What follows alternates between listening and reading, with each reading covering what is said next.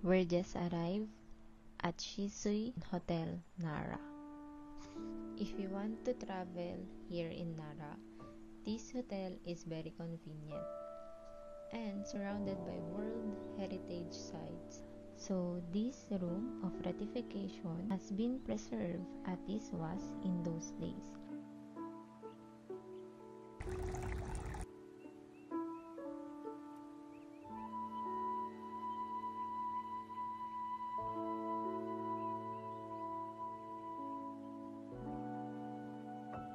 Sakto pala yung pagpunta namin, merong event at pinuntahan na nga namin siya.